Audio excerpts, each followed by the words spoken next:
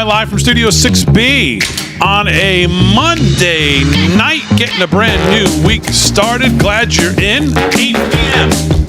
on the East Coast. Real America's voice, Slickster. He's going to be here to do some sports. Slickster, how are you? I'm doing good, Big D. Very good. Rick Delgado's got the news. Mr. Delgado, how are you? I am good.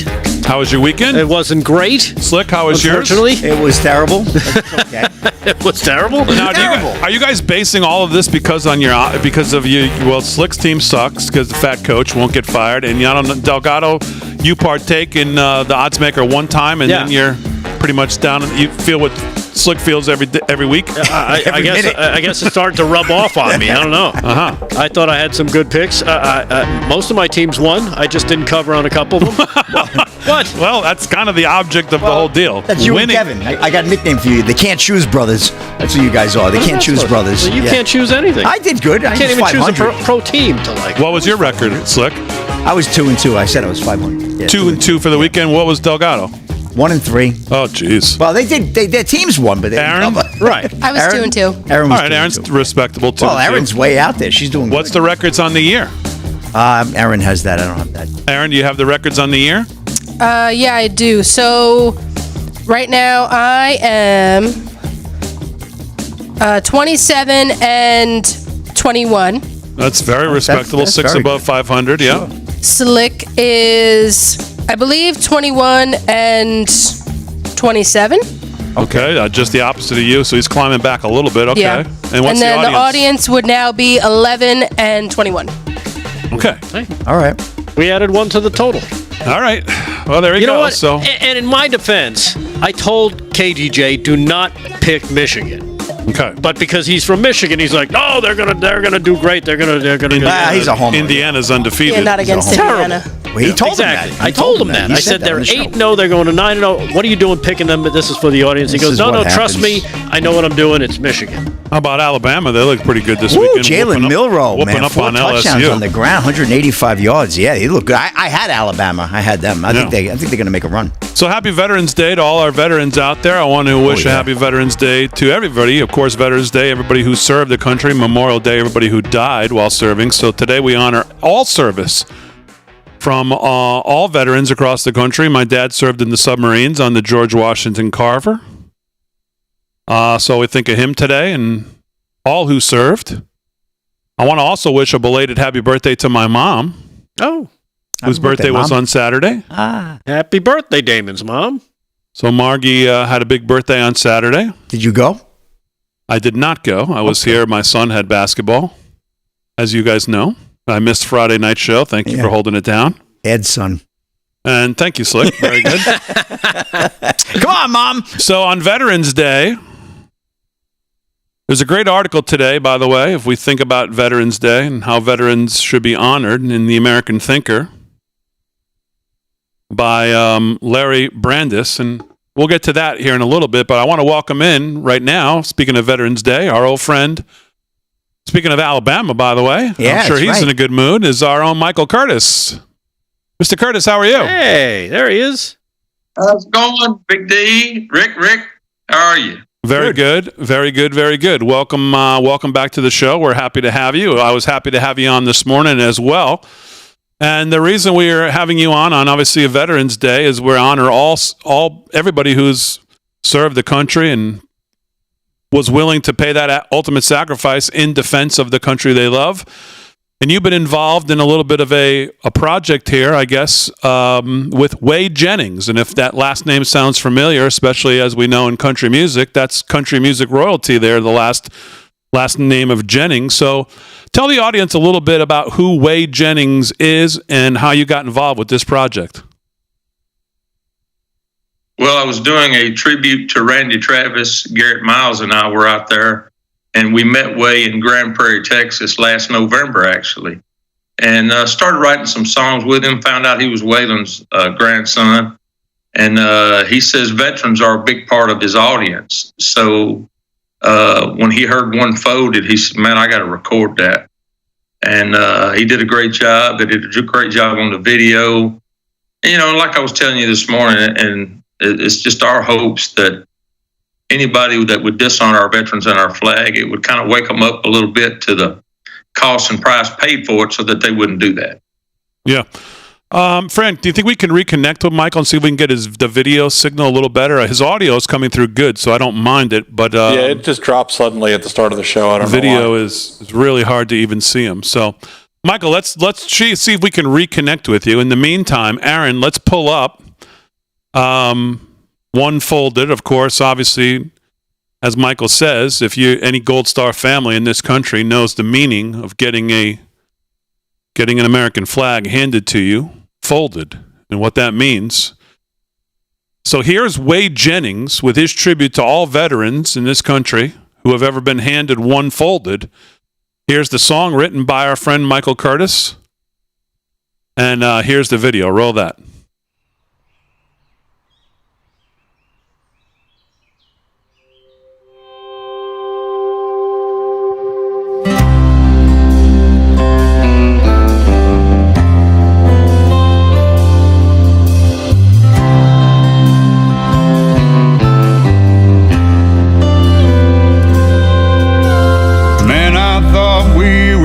Then I watched the evening news.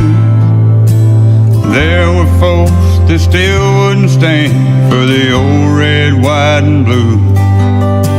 At first it made me fight and mad how they think that that's okay. Then I thought they just don't understand, and given a chance I'd say,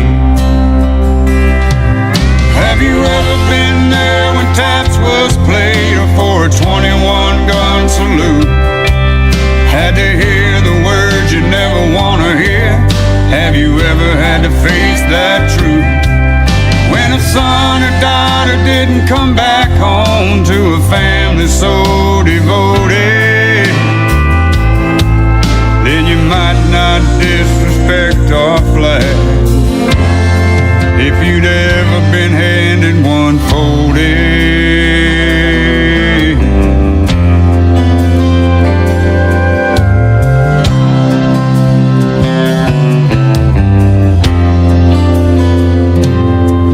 have you seen a heartbroken mother or a father fall to his knees? Been there when a family got the news that your freedom wasn't free? Have you seen a flag-draped coffin? If you did, how'd it make you feel to know a soldier died to give you the right to stand or kneel? Most of us are immigrants, proud to call America home. And I'll stand for the red, white, and blue, even if I gotta stand alone. 'Cause I've been there when taps was played for a 21-gun salute. I had to hear the words I didn't want to hear. Yeah, I had to face that truth. When a son and daughter didn't come back home to a family so devoted, you never disrespect our flag. If you'd ever been handed one folded, you never disrespect our flag. If you'd ever been handed one folded,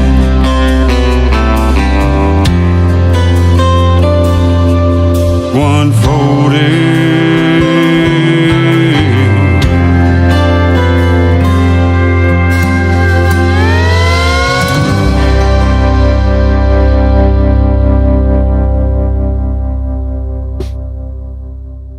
There you go, One Folded. Wow. Written by Michael Curtis and a couple. Michael, who are your co-writers? Who are your co-writers on that? They were Marty Raven, the singer of Shenandoah, and my buddy Gordon McGee from Minnesota. And it was just a privilege to be able to write it, you know. Yeah. What's the And I know we've been talking about it for a couple of days now, and it's obviously doing well. I think it's approaching 700 and something thousand views on YouTube. We try to get that to 1 million. But what's the feedback been from from people that Way has sent it to, who've heard it? Obviously, I know he performed it this morning down there in front of the armed services. What's the feedback been? Just overwhelmingly supportive. I don't know one negative ad. I don't know one negative anything that we've got. Just utter support for it. And I kind of thought that there might be some, from maybe some of the protesting side, some, backlash to it, but it wasn't. I mean, everybody's embraced Way and the message of the song. Tell us a little bit about Wade Jennings. Obviously, you have that last name. It's big shoes to fill in country music. Tell me a little bit about what he's doing. Oh man, he's touring. Like I said, actually, he's with the U.S. Alabama Tonight and the Pops Orchestra, and man, he's touring around the country, and he's got a lot of it. I think a lot of the people, same people that would support it, his granddaddy, are supporting him, and he's just got a great audience around the country, and they love him. And he's all about supporting America and the veterans. Very conservative Christian man. He's a good guy. He's been through a lot in his life, but man, he's kind of turned the corner and made a great comeback over the past few years. Well, hopefully we can start getting some Friday night shows, maybe with some music worked back into this show. And boy, we'd love to have him up here at the America's First Warehouse if we go back and do some Friday night live shows and have you up there as well. We could put something together. I would love to do that. Like I do, just want to bring Garrett up and howdy to Rick and Rick, Aaron and Fran. Y'all keep rocking it. Y'all do great, man. Thank you. Hey, how's keep Big D straight? that's a full-time job right there. So, how's Garrett doing? And if you can tell us, how's Randy Travis doing? He's good, man. I mean, he's about half-time in a wheelchair, and he's but. Man, he's got great spirits. If you're around him, he's constantly still cutting up, telling jokes. And they got a tour out there right now with Randy, his band, and a guy named James Dupree that does the lead singing of the songs, and he does a fantastic job. But Mary and Randy are at the concerts, and Randy's fans get to see him and greet him and meet him. I'd give anything if he could get his voice back. But he's doing great. I mean, they got 50 dates booked next year with him and his band and James. So. Well, I mean, that song, I don't want to, it kind of comes out the wrong way because obviously I want to hear Randy Travis. But, man, that song, that single they put out last year, it's unbelievable. With the help of the artificial intelligence, and I believe that was the gentleman who voiced it, like when you're talking about. I mean, it was just unbelievable. He was, and I think they used 42 sample tracks. I get asked about the AI, and I'm not necessarily the biggest fan of that, but it's almost like a soldier coming back and needing a prosthetic leg. He gets. Hey, buddy, hold on. We got to hit the break. Let's hit the break. We're going to hit the break. Just hold on 3 minutes. We'll be right back with you. We'll wrap this up. All right, live from Studio 6B. Sure. We're back right after this.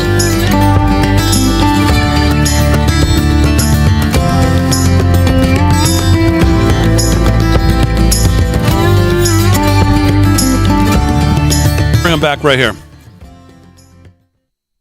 Sorry, we had to hit that break. So go ahead. What were you saying? I mean, that song, I mean, I kind of, you know what I'm saying? It sounds weird to say, man, that was one of my favorite Randy Travis songs because obviously it wasn't him singing, but it was just unbelievable. Well, I mean, even his longtime producer wouldn't agree to do it unless it sounded like Randy, and they used, I think it was 42 samples, Big D, of songs that he had sung. And then James, has the same type of timbre. But the thing that I was okay with it about, Randy was there. Randy got, when you start, making Rick Delgado sound like Elvis, then I'm going to have a problem with it. Oh, come on, man. Come on, man. I can do it. But Randy got to be a part of it. So if it helped Randy, that's great.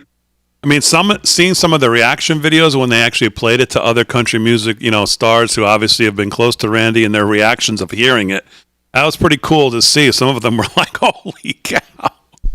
we all were like, wow. Man, oh man, unbelievable. So Hey, buddy, thanks so much for this project. Thanks for joining us again. Really appreciate it, and obviously we'll be in touch.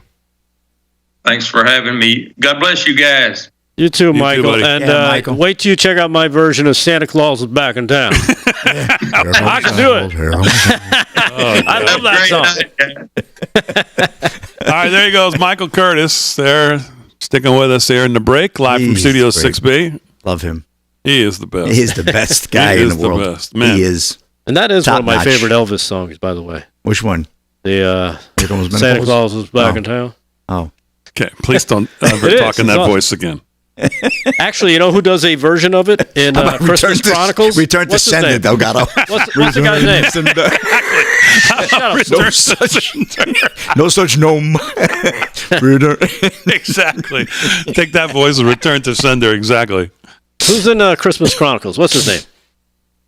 I'm sorry? Kurt Russell Oh, yeah. does an Elvis version of, his version of that song in Christmas Chronicles. Okay. If you want to see it, it's pretty good. No, I it's don't. pretty awesome. Is it? Yeah, it is. You'd enjoy it actually. Okay. It's a pretty good movie. Have you seen the movie? No. Christmas Chronicles. Has You should anyone see it. seen the movie? Raise your hands. Christmas Chronicles? Let's hear it in the. Slick, have you seen it? No, I don't watch Netflix like this guy. No, he doesn't watch it. Anything he watches has to have He Prince watches in it. Netflix all weekend. Ah, So it's basically one movie.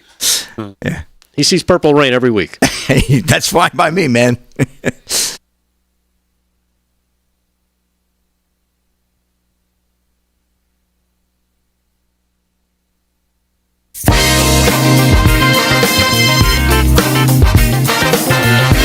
All right, 17 past the hour, live from Studio 6B on a Monday, November 11th, of course, Veterans Day. We remember all who served this country today. Veterans all across the country, as I'm sure family members and such who watch this show right now. I'm sure we all know veterans, have veterans, attached to veterans who have served, and we thank all of them for their service to this country. So, Slick, anybody you think of who you on Veterans Day here that you think about and served? And Well, yeah. Well, besides my grandfather, we have a young man, Alex DeGuardia, who in 1967 was a KIA, killed in action in Vietnam. Friendly fire. His tank was hit. He died. I knew the family. I still know the family. The mother and father have since passed, and one of the brothers, I knew them very well. The DeGuardia family, Alex DeGuardia, Holbrook. We have a memorial every year. We do a 1.5 mile walk to his memorial. Have a tremendous, obviously ceremony there. So I think of Alex DeGuardia, a young man who went to the same school as I did, obviously a little bit older than me, but not a whole lot. Was a Holbrook Fire Department volunteer firefighter. So I think of Alex every year and the memorial and what he means and how it really devastated his family. You know, Big D, they were never the same. And I don't even think they were able to learn to live beside what happened. And that's what you kind of strive for, because you never get over something like that. Losing a brother, a son, you know. So Alex DeGuardia is always on my mind. And of course, my grandpa, who was everything to me, who was served in the Navy in World War II. Yep. My cousin Tommy has 2 boys who served, and they're still in their 20s, still young. Just got finished. Gabe and Farrell Liardi. I want to think of them today as well. Nice. Delgado, how about you? Let's see. One guy that popped up only because I was on Facebook. You know a lot of people, but then you kind of forget after a while, and then you see something posted on their Facebook page. So I'll send it out to my buddy Glenn Santoro and his brother. They're both Marines. There you go. They served, and it was cool. Watch just going on his page when I saw the posting and seeing those pictures when he was like 18 or 19. In the photo that they do for them, which is kind of cool. And also a friend of the family, this kid who just joined the Navy a few years ago after they put him through Penn State. Now he's serving in the Navy, going to be a pilot. RJ. Okay. He's based out of Tampa. Great kid, great family. So there's a couple guys that already served, and a guy who's gonna be joining their ranks as one who served later. Hey, friend, who was the Sergeant John, who's Sabrina's friend, who came on the show? He had a unbelievable story. Oh, Served in some of the remember, he was in some of the just most vicious, violent back and forth overseas, and I think Afghanistan. Remember, he was. yeah, remember the stories? he had some gnarly stories. Oh, yeah. John, I cannot. It's been quite a few number of years since he was on the show. But, boy, he was badass. I think of him. I'll tell you who I met in Nashville. I met Brooks Herring, who's a musician now. But, man, he's involved with veterans, and he's a veteran himself. Young, good-looking guy. Plays great music down there in the Nashville scene. And, man, I think of him. Me talking to him after we were done doing the live show at John Rich's place. And man, I'll tell you, you talk to these guys and just unbelievable, man. Just the greatest people. So we think of all of them today. So the American thinker, Larry Brandis, says veterans need to be honored for their courageous service, facing machine gun fire, catapulting from heavy carrier decks, fighting in field jungles alone, terrified, hoping to return to their loved ones once again. Unfortunately, many of these brave men and women have been forgotten, and let's face it, one day is insufficient for a grateful nation to honor their sacrifice. Veterans can be honored many ways, by giving them food, shelter, lifetime medical support. Think about so many of them that are forgotten. And the Vietnam Veterans of America serve 14 families, including 23 children, weekly to ensure that most of them don't go hungry, or some of them don't go hungry. Why does our government send billions of dollars to Ukraine and other countries while those wonderful veterans who faithfully served our country, some of them desperately seeking food and shelter for their families? That situation is infuriating, insulting, and despicable. Also, many veterans who are suffering from PTSD and or drug addiction are homeless, while illegal immigrants are given debit cards, free phones, and housed in nice hotels. Many veterans are not being honored, but rather discarded and unforgotten. Veterans can be honored by not sending them to fight stupid wars. Herbert Hoover once said, older men declare war, but it's the youth that must go fight them and die.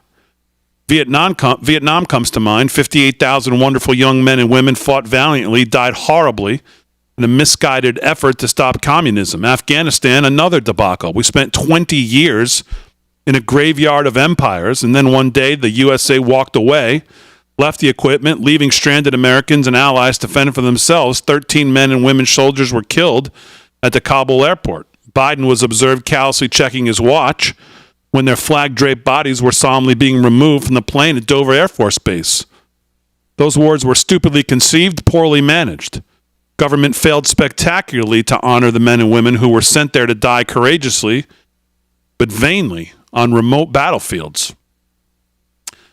Veterans can be honored by never abandoning them. Hillary Clinton in Benghazi comes to mind.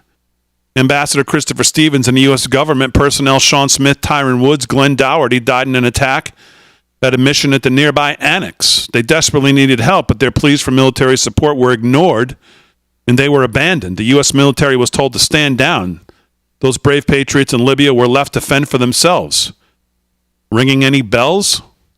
According to Paul Ryan, repeated requests for additional security in Benghazi were routinely denied by then Hillary Clinton's State Department. Can you imagine the last minute of their brave lives, hoping in vain that America would come to their aid? Veterans should be honored, respected, and appreciated on Veterans Day and all year around for their service to the country. As a grateful nation, we can never repay veterans for their sacrifices, but we can bow our heads and thank Almighty God that such patriotic Americans are and were willing to able to defend this country. Where do we find such magnificent men and women? And that's true. Yep. Right? Absolutely true. Oh. True. So, all right, 24 past the hour. We'll get into some sports and news. There's lots to talk about in the news. The Trump transition team is well underway. Yeah. I've heard. Yeah, me too. What's the question again? And there's been a couple additions here, even tonight. Mike Waltz from Florida, taking over at NSA. Word is that we are very close to, if not already, Kash Patel. Yep. Taking over at the CIA. That could be very scary for them over there. Lee Lee Zeldin. Yeah. Lee. Taking over at the EPA. Yep. So we've got the Trump transition team is on the move. And they're moving quick. It's not like last time. Because remember last time, and by last time I mean 2017, 2016, they were all new to this, so they didn't know who they should be going to. He was thinking about former CEOs of different companies that he knew and blah blah blah. Now he's got people in there that he knows they know how to fight, they know the system, they know what to do, and they know where to get things, where to focus their energy to make sure that things get done. So it'll be I think it's going to be very satisfying as he continues to fill out the cabinet. When you see the names, Rick Grinnell's being heavily considered for Secretary of State. I saw that today. He's just picking people that have been around that he knows he can trust to carry out the agenda. Because that's the bottom line. He's been given a mandate, right? Yes, he has. Okay, it's time to carry out the agenda. You don't want to do it? Get out of the way. All right, 26 past the hour, live from Studio 6B Sports and News. Coming up.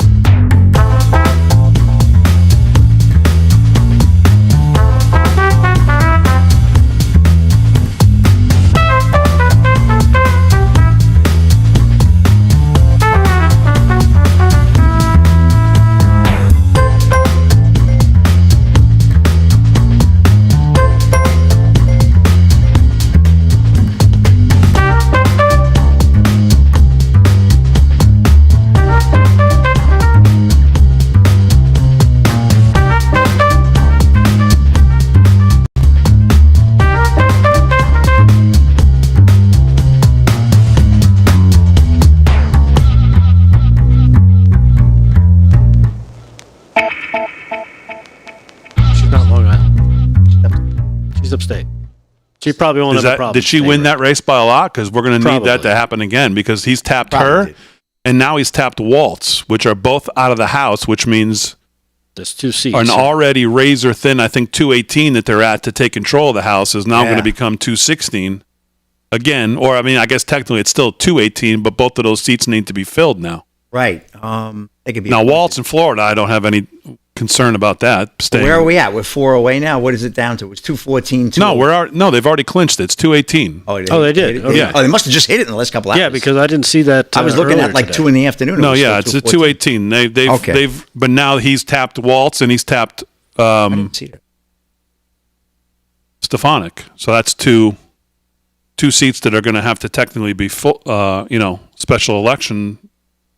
I still see 214, 204. I'm looking at it. What are you talking? That's old. That's not old.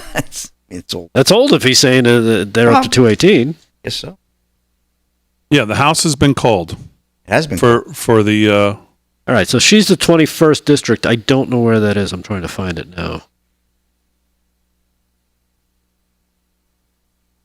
Yeah, that's way upstate. It's like a different country. I guess we're kind of late on picking that game, Aaron. It's already 7-0 midway through the first. Includes the Adirondacks, Glen Falls, right? Plattsburgh, borders Vermont. Unless you want to pick it. Includes Fort Drum, Army base. It's a pretty vast area, but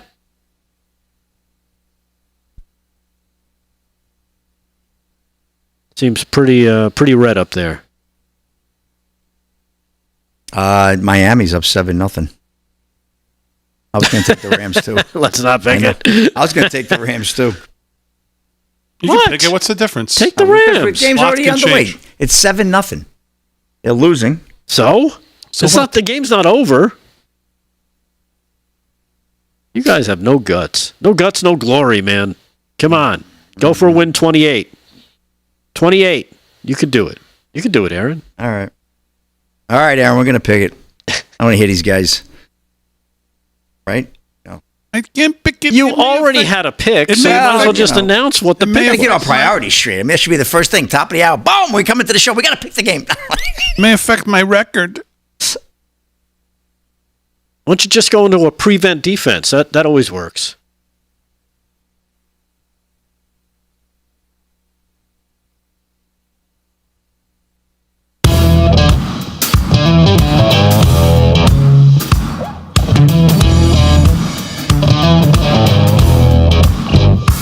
All right, 30 minutes past the hour, live from Studio 6B. We will keep you up to date with everything moving in the Trump administration as he continues to put together. People continue to flock down to Mar-a-Lago to meet with the president, to go through, I guess, the final decision-making there. And we've heard a lot of things floating around, things we know, obviously. We obviously know Susie Wiles has been picked to be the president's chief of staff, which I think everybody has universally said is a very solid pick. Susie's a very strong leader, has been with the president for a long time, will serve him well. Obviously, Stephen Miller, deputy chief of staff for policy. Can't do much better than that for the policy that we're going to want to enact. Elise Stefanik has been tapped for UN ambassador. And all these people he picked from the House, like Stefanik and now Waltz, are going to have obviously have special elections to replace those seats. And I think the House has been called tonight for the Republicans to hold on to at 218 right now. That's what they needed to keep power there. But it's razor thin, and it's going to even be more razor thin until both of these special elections can be done, and hopefully those seats filled with obviously new Republicans, which we were just looking. It doesn't look like either in Florida, Mike Waltz's spot, I'm sure, is not going to be an issue at all. Right. And neither is Stefanik in New York. Looks like that's not going to be an issue from where she's around either. I mean, even in 2020, when all the shenanigans were going on, Trump still won that area by 11 points. Okay. So Stefanik goes over to the UN ambassador, which, by the way, I love. Keeps her away from policy votes because she's been horrid on those. So I don't need her near any fiscal bills or anything else. Put her over at the UN. We saw her when she's got these college presidents in front of her. She just demolished them, and she'll take no crap up there whatsoever. I think that's great. Yeah, she's strong. She's not going to let any of these world beaters tell us what to do. So she'll be in charge over there. That'll be good. Tom Homan, obviously, in charge of the border. Look out. Incoming. Incoming. Man, oh, man. Lee Zeldin over at EPA, I think will be good. Yeah. You want to hear a little Tom Homan? In a second. Okay. And then we know of Mike Waltz at NSA. Incoming. There'll be no messing around over there either with him, by the way. And the word floating around, there's a couple things floating around that we'll watch here tonight. Where does Kash Patel, will he end up as the CIA director? Which, if we can get a live shot of CNN and MSNBC when that's officially announced, that would be great to get an initial first reaction, because that's going to be Meltdown City. And then we're hearing tonight, and it may happen within the 2 hours, and I'm a little surprised at this one because I thought Rick Grinnell was up for this as well. Maybe he turned it down, but Trump is expected to name Marco Rubio as Secretary of State. Really? That's the word. Yeah, I didn't see that. I didn't see that anyway. I know he was discussing, I didn't see that coming. But I heard Grinnell's name was prominent. But who knows? Things change. Well, it's the head. I mean, again, take it for where it comes from, but here it is, headline in the New York Times tonight. Trump expected to name Marco Rubio as Secretary of State. The president-elect appears to have settled on the Florida senator to be the nation's top diplomat. So, again, take it for a grain of salt where it's coming from, but unlike normal times, I think this transition stuff with people down at Mar-a-Lago not leaking, but getting the word out as quickly as possible for things they're hearing, usually these things are not that far off. So it would surprise me a little bit, again, unless Grinnell turned it down for some reason, or maybe he's got Grinnell in mind for something else. Could be. I'm sure he's got John Radcliffe in mind for something, I would think. Mike Waltz doesn't surprise me at all. Kash Patel obviously wouldn't surprise me at all. I really hope he takes a serious look at Scott Jennings as press secretary. I really hope he does. I think he would be fantastic. Plus, he might need a job because CNN might want to fire him. I mean, what he's dealt with over there, that would be great. He has sharpened, he's razor sharp and ready to go into, that'll almost be like a vacation compared to what he's had to deal with over there. Yeah, exactly. Right? Yeah. I got to deal with these. I mean, come on. Imagine going with Van Jones and that conglomeration over there at the Constipated News Network every night. Oh my goodness! News Network. Now to go over to the press briefing and be like, did you see his last appearance with Van Jones on? Van Jones was asking to leave. Yeah, so throw the white towel in, please. It was brutal. Right? Yeah. So, all right, let's do some sports. Sports is brought to you by Mike Lindell, MyPillow. LFS6B is the code to use if you're going to shop at MyPillow. As we crank it up here into the holiday season now, November 11th. LFS6B is the code to use. Slickster, what's going on? All right, this segment's going to be all about the odds makers, Big D, tonight. And first, I want to give a shout out on Getter to my friend Garbo. She's watching with her grandson. Greta? See? Garbo. So I'm going to give her a shout out because she said her grandson doesn't believe that this show gives her shout out. So I'm giving her a shout out because, hey, nothing like raising the grandson right, have him watching 6B with grandma. So she's had a rough year. I know she lives somewhere in the Midwest. I want to say Kansas area. I know her farm was damaged very bad in one of the tornadoes. So Garbo's been persevering through a lot this year. So shout out to her, longtime follower on Getter. Let's hope her grandson wasn't in the bathroom or decided. With my timing, that's probably what happened. Right, but exactly. there's always replays. Big D's always got replays up on his YouTube channel and everything. So here we go. Speaking of Florida, we're going to talk about the Miami Dolphins right now. We got an odds maker pick. Aaron and I discussed before we got on air, so we're going to make our pick anyway. The Miami Dolphins are in SoFi Stadium, Los Angeles, Inglewood, right? And they're taking on the Los Angeles Rams, Monday Night Football. And, about 9 minutes to go in the first quarter. Miami's gone up 7-0. But, Aaron, who do you have tonight on this game?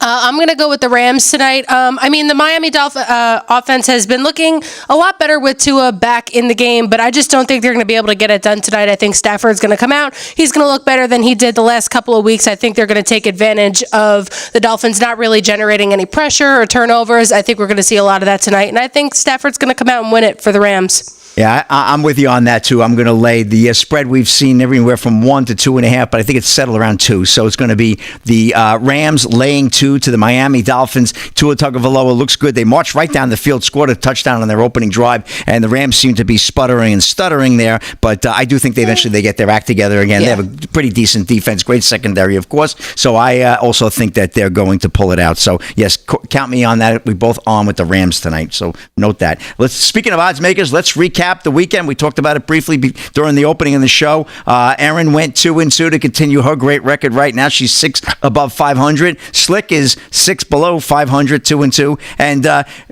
Rick Delgado and, of course, our own KDJ we had some good picks. But I probably would have been 3-1 without Kevin's undue influence. I must say. You throwing him under the old Michigan bus, huh? Yes, I am. Okay, that so Michigan-Indiana game, come on. All right. Well, anyway, we're going to recap those games real quick. Of course, I had Alabama on Saturday night with a good win. They were given 2.5 points. Jalen Milroe, an incredible game. They won 42-13, 185 yards on the ground, another 108 through the air. That young man looks good. Alabama now will move into the top 10, and they're definitely going to make some noise in the playoffs, the college football playoffs. LSU, they got to rethink things for next year, obviously, like a lot of teams are. The Giants over in beautiful Munich, Germany, which is just an absolutely gorgeous country, right? The stadium pristine. The people are singing "Sweet Caroline" and "Take Me Home, Country Road." It was incredible. What a game! I got up early to watch it. But as for Giant fans, not too happy. Carolina fans feeling a little bit better about themselves. The Giants lost that game 20-17. Unfortunately, I took the Giants. I lost that one.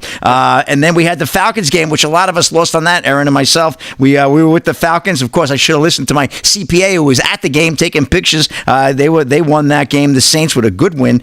They won 20-17. Falcons lose. That was a loss for me and for Aaron as well. Buffalo Bills look good. Josh Allen, 280 yards. A little bit of a slow start in Indianapolis, but they came on to win. They were laying 4. They won 30-20, so they covered the spread there. So that was my 2-2. Getting to Aaron, she had a good pick, 14-3. Army looking good. I got to tell you though, Bryson Daly, their quarterback, get this one, 2 of 4 for 15 yards. They still don't run the ball. They still don't pass the ball much, but they sure as hell run the ball. He had 36 carries, 153 yards and 2 touchdowns. So again, similar to Jalen Milroe, they're a running team. I don't know how far that's going to take them in the long run, but they did beat North Texas. The Steelers, what a game that was, right? Back and forth, back right to the end. They edged the Commanders 28-27 down in D.C. Aaron, that was a great pick. You were on that. The Falcons, like I just discussed, and we all lost that one there. And then the Lions, well, that was a game, huh? Back and forth, 23-7. And in the second half, what happened? Well, the Lions came roaring back back as Texans were toast at the end of that game, and they won that game 26-23 on a walk-off field goal. Boy, I tell you, those Detroit Lions, Big D, they look good, as do the Kansas City Chiefs, who won on a blocked field goal. Sometimes it's better to be lucky than good, right? They pulled that game out right at the end. I guess there was some skill involved, but boy, they were nervous. They thought Denver was going to pull that one out. And Michigan with the loss, 20-15. They were laying 14.5 to Indiana. This was Rick and Kevin,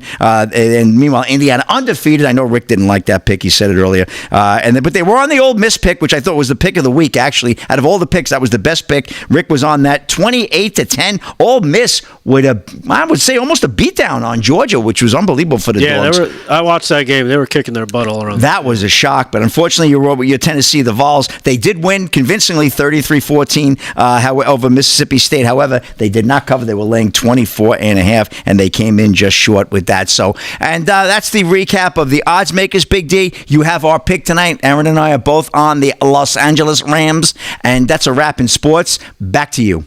All right, Slick, very good. Let's do some news, and we'll do some more news when we get back. And here with that's Rick Delgado. What's going on, Delgado? All right, well, plenty of things to tap into, but this one coming from our own network, our own John Solomon. Why did I call him Peter? I was, you know why? Because he had on Dr. Peter McCullough on his show, Just the News, Not Noise, where Dr. Peter McCullough is calling for President Trump to put a complete stop to the COVID shots he approved in the previous administration, and is also calling on the revocation or repealing the Vaccine Injury Act from 1986. Here it is, cut number 5, again from right here on Real America's Voice. Here's John Solomon with Peter McCullough.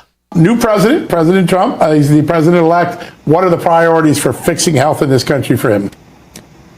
First and foremost, the COVID-19 vaccine should be pulled from the market. They have not had the safety track record America wanted to see, and sadly, so many have suffered injuries, disabilities, and even death. Very few people are taking these at all. The pandemic is essentially wound down. The viral infection is like the common cold now. So they're not clinically indicated. They're not medically necessary. They should be removed from the market. And I think one of the next big steps that would really quickly clear up this issue regarding vaccines in general and the vaccine safety is to repeal the 1986 Vaccine Injury Compensation Act and have the companies start standing behind their products. Americans deserve safe vaccines, and when they are applied, the company should stand behind their products, and they should have this liability shield removed. Yeah, so there you have it, coming from neither one of those is going to happen. The world-renowned Dr. Peter McCullough. Why don't you think so? I just don't. All right. Well, I guess we'll see if it happens. But that was, of course, Dr. Peter McCullough on Real America's Voice earlier with John Solomon. Friend of the show. We'll do some more news when we get back. 43 past the hour, live from Studio 6B, right after this.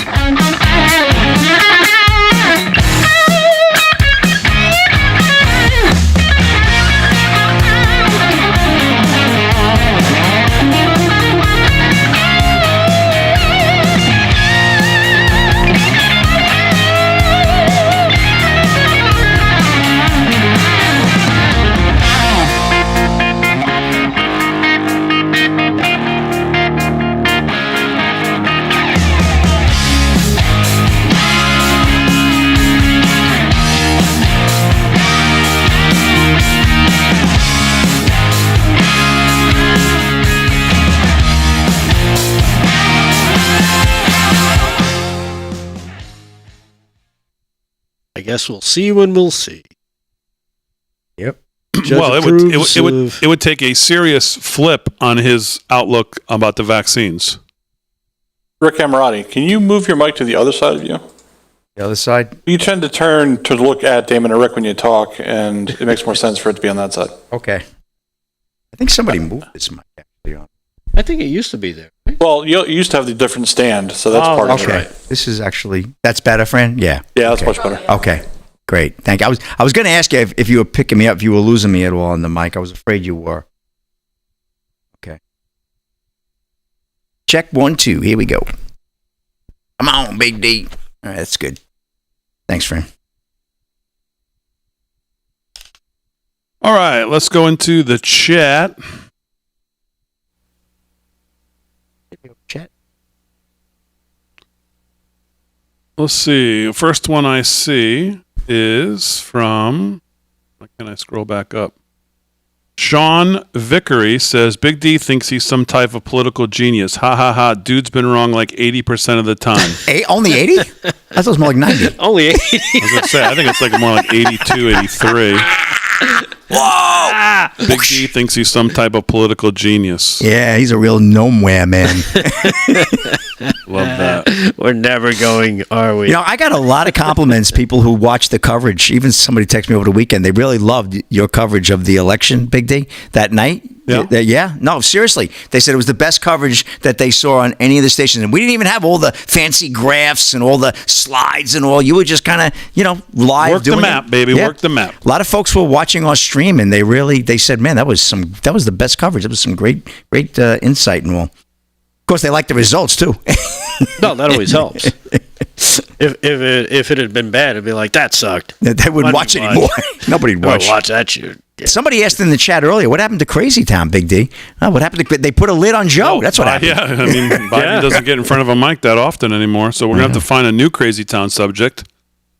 I was hoping maybe Mad Maxine would bring us back, but I don't know. I don't think she's going to get in front of a microphone too often either. They muzzled her.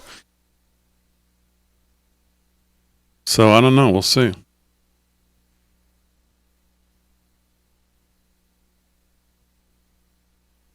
We did win the House, Tiffany. They've called it tonight. The outlook is for 220. Right now, I believe it's 218. But Elise Stefanik is leaving to go serve, and so is Mike Waltz. So we're going to have two special elections.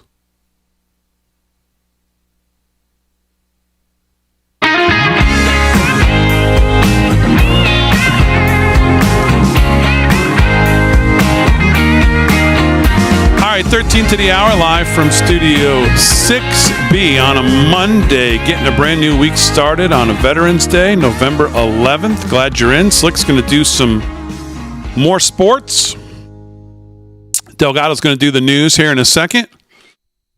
We were talking about Crazy Town, and I said Biden doesn't get in front of a mic anymore to really do Crazy Town, but I did notice that Biden went to the beach. Oh, he went back to the beach? He went to the beach. Let me see if I can find this. With the good doctor the other day. Did you guys see this? No. You did not see Biden go to the beach? No. Isn't it kind of late How is for the how is it any beach different now? from any other time we've seen this old bag end up at the beach? Well, because usually what we see him is we see him flat back in the chair under an umbrella without a shirt on. Ugh. Thinking that he looks like, David Hasselhoff down there at the beach. Well, this time... Looks like David Half-Off. This time we got a little different view because I think they were going to the beach for maybe a late night after dinner walk. And, here's how it went for Joe Biden versus the sand.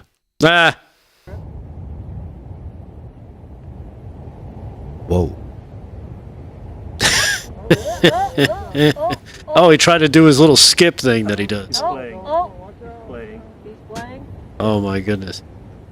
I mean... Just walk in somebody else's footsteps. You'll be fine. Wait.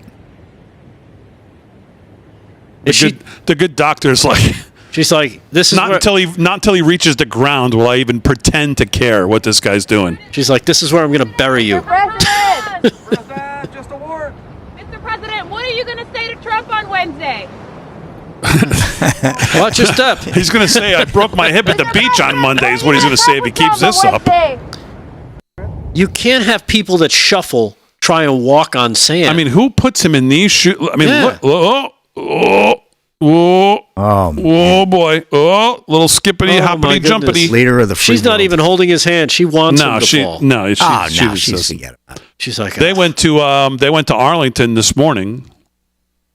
There were camera shots of the good doctor sitting next to Kamala Harris that were priceless. You could actually see the word tension. I think it was there, make believe. It was in between them. the hatred You just could oozing. you could just cut it with a knife. Yeah, she looked miserable, Kamala. I saw the picture of her. Whoa. She looked like she did not want to be there. She never wants to be anywhere. I know, It was she doesn't. quite remarkable. So, all right, let's do some more news. And here with that is Rick Delgado. What's going on, Delgado? All right. Well, you're talking about the transition team and the new cabinet coming into formation for the Trump administration. As Donald Trump announced Tom Homan, he's going to be the former acting ICE director, is now going to be his new border czar in charge of everything immigration. As a matter of fact, we got a little video of Tom Homan and what may have propelled him forward into Trump thinking, maybe this is the guy I need. Here is cut number one. Here's Tom Homan talking about immigration. Hey, look, they gave me 5 minutes to say a few things, so if I offend anybody tonight, I don't give a How many pounds of fentanyl didn't make in this country to kill Americans? How many known suspected terrorists didn't make it in the country? How many billions of dollars did the cartels make? President Trump is one badass president. He secured the border at a level we've never seen before. And I got a message to the millions of illegal aliens that have been released into the United States under this administration. Don't get too comfortable. We're going to need some help. Do I have any volunteers that want to come back and help run the biggest deportation operation in the history of this nation? In January of 25, the greatest president of my lifetime walking back in the White House. He tells me we got, I say 120 days. He says, no, you got 60 to lock the border down. Well, I'll tell you what. I'll tell you what I told the president. He comes back, I come back, we fix this shit. There you go. No nonsense. Incoming. The hotels in New York City are going to clear themselves out. Goodbye. They're gonna need some gnomes to get all those people some new homes. Again, that's Tom Homan, the former ICE director, is now going to be the border czar. By the way, the New York Post says it's now official. Senator Marco Rubio has been offered the job of Secretary of State. Dang. All right, I didn't see that one coming. I don't know if he'd be my first pick. But what have you? There could be a good reason for it. Who knows? So according to the New York Post, you're saying that Marco Rubio is going to be your Secretary of State. And of course, it's videos like that that you see of Mark Holman, and you see some of the other names that have floated around have been added to the Trump administration that caused this to happen out of Washington today, as the managing stress during change is happening at the State Department as the Biden-Harris State Department holds a therapy session for those who need it after the Trump win. Yes, believe it or not, this is from the Washington Free Beacon. The Biden-Harris State Department organized an in-house therapy session for employees last week following Donald Trump's election victory. 4 sources with knowledge of the meeting told the Washington Free Press, the Free Beacon, I should say. Managing stress during the change read an internal State Department email sent across the agency that encouraged employees to attend a 1-hour session in which they could discuss their feelings about Tuesday's election.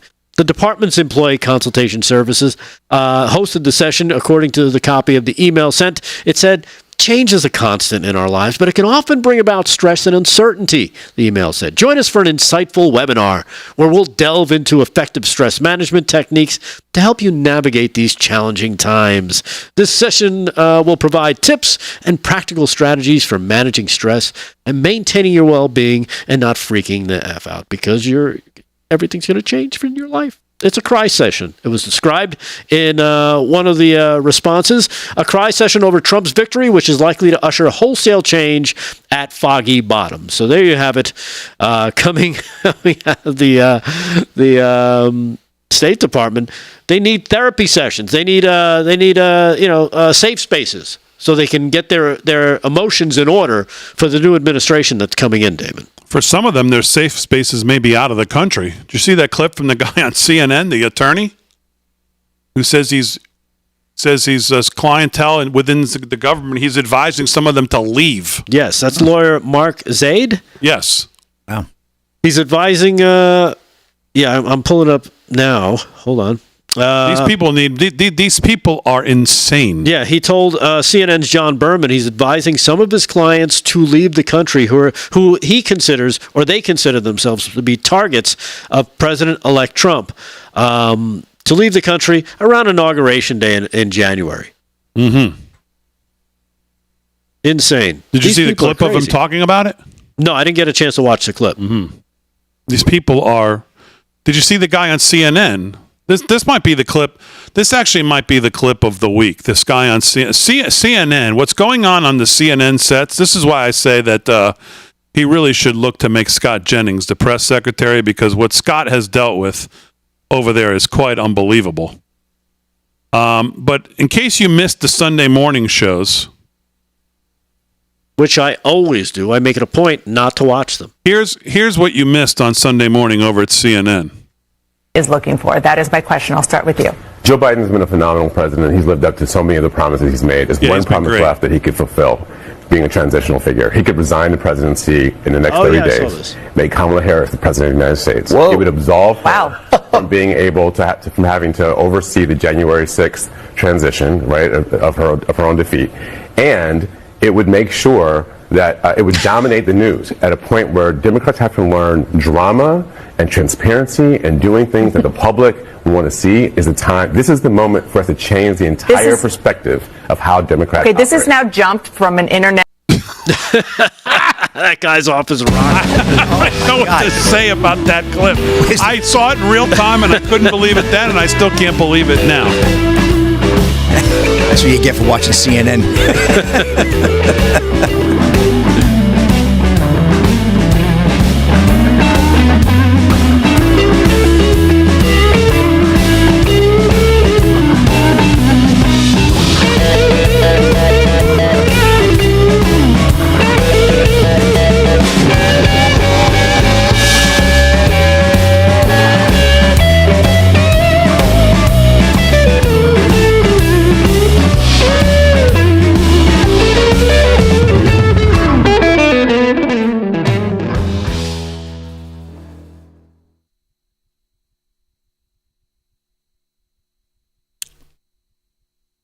Is that hour number one? Dang, it was. Dang.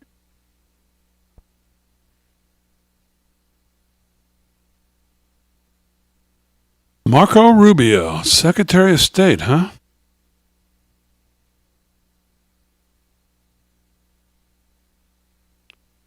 Chris Wallace is leaving CNN.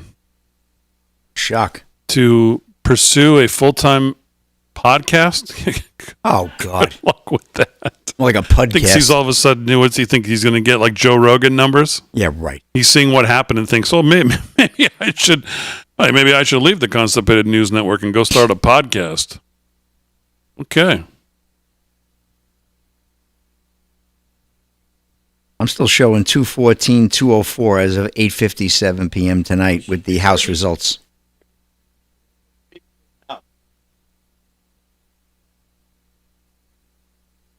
Who, Wallace? Yeah. His contract's probably. I'm sure. Because he was brought in to lead their subscription-based thing online, and that never worked out. No. I swear, I watch the Sunday shows, and it's like none of the people on there like realize like what happened on Tuesday. Like they still talk like they think people care about what they're saying. Right. You watch these people. Dana Bash on CNN, I've never seen. I mean, you watch Hannity, you know where he's coming from. He's an opinion show, you know. Dana Bash poses as a journalist. I don't think I've ever seen someone who tries to play themselves off as a journalist just ooze and reek of ideology more than she does. I don't know that of maybe the other girl on ABC. Who's the woman on ABC? On the network ABC? Welker? No, she's on NBC. She's the host of Meet the Press. The woman on ABC who does the Sunday morning show sometimes. She's another one though. But man, I don't know if she competes with Dana Bash. Oh my God, she She is brutal, man.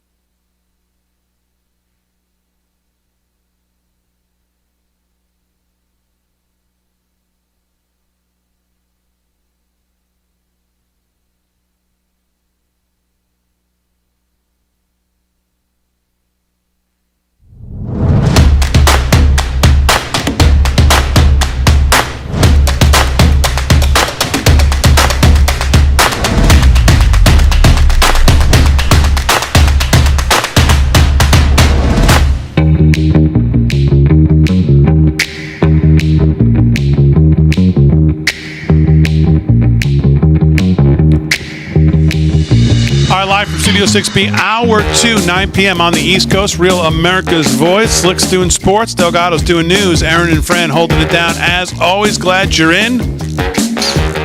On a Monday night, a lot of moving parts here tonight, and we're trying to keep up with all of them as the Trump transition team and Trump cabinet and Trump 47 administration starts to take shape. Big news out of tonight. Trump selects Senator Marco Rubio to serve as Secretary of State in a historic appointment. This is from the New York Post. President Trump set to pick Marco Rubio as his Secretary of State, a decision that will make the Cuban-American senator the first Latino to serve as the nation's top diplomat. Rubio's appointment was first reported in the New York Times on Monday. The 53-year-old Rubio, Florida Republican, has long warned of the threat posed by the country of its foreign adversaries, including China and Iran. Rubio, the son of Cuban exiles, has represented Florida in the U.S. Senate since 2011. He serves as the vice chairman on the Senate Intelligence Committee and is a member of the Senate Foreign Relations Committee. And you think about, it just speaks to Trump and what years of being around him and wising up to how he operates, to see the relationships and how he's gone from, well, in this case, little Marco, and the back and forth between him and Rubio, and to now ask him to be Secretary of State in what will be an absolutely consequential time around the world, as every time is, but specifically these next 4 years. When you think about what President Trump did from 16 in his first term, the Abraham Accords, what we've seen happen in Israel, in the Middle East over the last 4 years, and now to return to the stage and basically say, playtime is over, boys and girls. The time of appeasement is over. The time of excuses is over. And the time to act is here. And to put Marco Rubio now in this spot, I think it just says a lot about both men, but more particularly, I think it says a lot about President Trump. In that people make a lot of what he does about personalities and the persona and the all the back and forth and the bravado and the tweets but in the end, he takes everything into consideration and thinks, okay, who's the best person? Not if he's the first Latino, not if he's the first this, not if he's the first woman, not if it's just, none of that. Who's the best person for this time? Yep. Who do I think embodies what I want to happen? Talks to them. And obviously he's done that here with Rubio to make this historic appointment as Secretary of State. You look at Susie Wiles. You look at Elise Stefanik. Mark Cuban, are you watching? Hello? Anybody home? This is why, again, I just said to Delgado in the commercial break, you think about what's happened here since the election night. I watch the Sunday shows, mainly so you don't have to, because I know most of you have taste. And I watch the Sunday shows on Sunday, and it's like an election never happened. It's like watching what happened on podcasts, watching the complete repudiation of everything that mainstream media does each and every single night, whether it's MSNBC or CNN or any of these. What happens, it's like they didn't even notice what happened. I watched the Sunday shows on Sunday, and I'm thinking to myself, these arrogant, pompous asses still sitting there talking as if they think anybody cares what they think. Yeah. Or what they're talking about. And it's amazing when it's great. It's great when you're watching the CNNs and the MSNBCs of the world, and now they're in cannibal mode, right? They're attacking each other. They're like those, and I have an update on the escaped monkeys story from Friday. We'll do that later. But they're like rabid animals. They're going after each other because, well, everything they tried against Trump didn't work. Everything they tried against all of his surrogates didn't work. And everything they tried against us, the American public, did not work. Trying to gaslight and say, oh my goodness, this and that. You even have a Yale professor who was on, I think it was MSNBC, Amanda Calhoun. This is cut number 4. She's telling you, you know what? It's okay to avoid family because your feelings may be hurt over the election. It's sickening what these people, what they're like and what they expect people. They actually expect you to avoid. If you didn't vote for the same people, well, we can't be family. It's almost like that's a hard no. It can't be your family anymore because you voted for somebody who I didn't vote for. It's sick. These people are nuts. This is cut number 4. Watch it for yourself because this is running rampant. These people are crazy. They're out there, but at least they're making themselves known. So when you see them coming down the street, you can steer clear of them.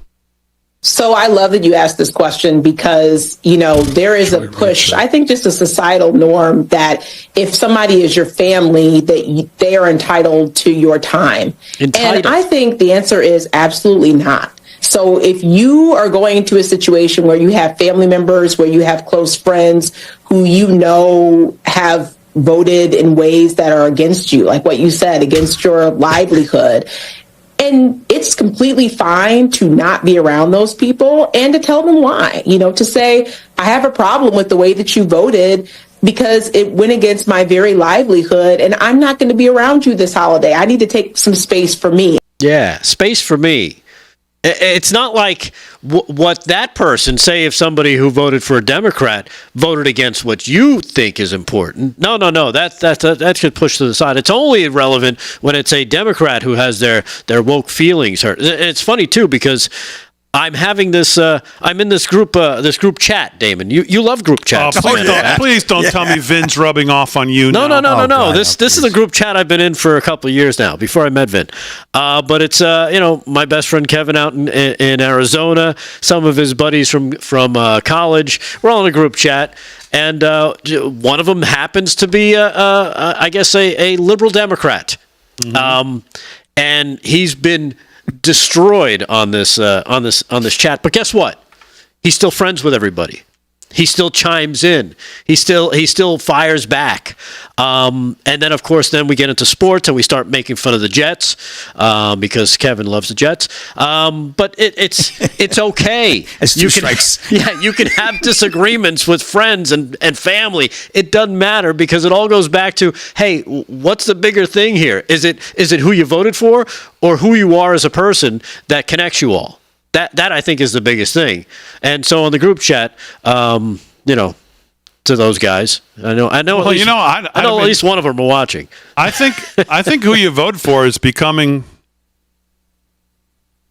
I've seen people say it's you can't get married anymore without being ideologically aligned. Where I don't know if necessarily people thought that much about it. I don't know in the 80s and 90s about political alignment as far as how it relates now to bringing up your kids and things like that. Like I hear people now make the argument that no, you can't, you couldn't, as a conservative, you couldn't marry somebody who wasn't at least close to on the same side of the park as you are. You know what it is? Might disagree on a couple things or whatever, but you're probably right. But you know what? I never heard people talk like that before. Yeah. I've never heard people talk like that either, but I think it's always existed. That if someone's a raging liberal and you just don't see the world that way, it doesn't matter how good the sex is or how beautiful you think they are or whatever. At the end of the day, you're going to be like, yeah, we're not really clicking on all cylinders here. And you're going to move on. I think you're going to find someone that connects with you more. And again, this is just me speaking. I don't know. Maybe I could be wrong. But you're going to find somebody that you're going to spend, shut up, Aaron. Never. I could stab this guy next to me because he's You lost me at the sex. I was lost. I know. Sex. Well, it's an important facet of all relationships. Don't worry. Go ahead. I'm just saying. Keep going. It's a theory I have that it's something that naturally happens anyway. When the left is telling you don't tell your husband or your wife who you're voting for, that's garbage. Most people in the same household, they have the same wants, they have the same needs, they see the same problems, they have the same things that they're going to be voting for, and I'm sorry, it usually aligns. It's just the way it is. That's why you always only see that happen with when kids go away to college and then they come back after not being in the house. It's like, oh my God, my kid went nuts because he went to a liberal college and they poisoned his or her mind. But I think most of the time, in your household, you have the same things that you're all gunning for, that you all support or that you're against. Simple as that. Okay, let's go. Let's see what the chat says. See what the chat says. Let's go to our audience. Cat's B says, agreed, Delgado. It's about shared core values. Mm-hmm. Woodrow says, soul defines how culture has far more impact on one's success than the pursuit of political power. Barbara Knight says, so much for being the party of tolerance, tolerant as long as you believe like I do. I guess that's a shot at you, Delgado. What is that supposed to mean? Well, she said so much for being the party of tolerance, tolerant as long as you believe like I do. No, she's taking a shot at the Democrats. Oh, okay. Democrats, they tout themselves as the party of tolerance when they're not. Got you. Okay, Delgado is not wrong. See? Cat says. So I think people agree. Absolutely, Tree Finder says. I mean, look at your relationships. Your significant others. Do you guys kind of vote the same way?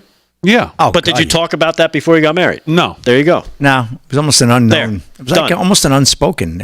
Thinking back. No, but here's how I knew pretty early on. Spent some time around my father-in-law. Ah.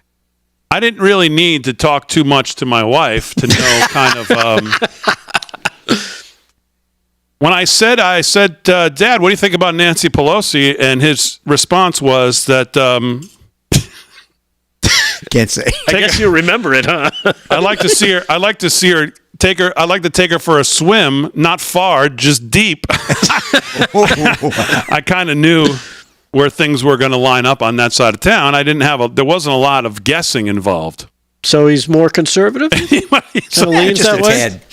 Yeah, so, take her for a swim, not far, just deep. I mean, I said, well, that's maybe a little over the line, Dad, right. but no. It was appropriate. So I didn't really have to, I didn't have too much to figure out. Yeah, but then you're assuming that she's going to think just like that. Well, yes, I was assuming. Okay. Yeah. Were you right? Yes. Okay. Yeah, of course. She also wants to take Nancy Pelosi. I don't know about. I don't think to that degree. I think sometimes she wants Dad to tone it down a little bit, but yeah, he has no interest in that. She joined us on election night. He actually likes to call me and tell me when he gets suspended on Facebook. Awesome. Oh. I like this guy more and more. Oh, I got suspended again. Is he going to be at your house for the next party? Well, probably. All right, cool. Yeah, so. Hey, Tyson. Oh. Yeah. Right. Yeah, long walk off a short cliff. Kind of the same idea, exactly. So Delgado is spot on. Yep. Charles says, I'm going to have to remember that one. That's a good one. All right, 13 past the hour. We're back right after this.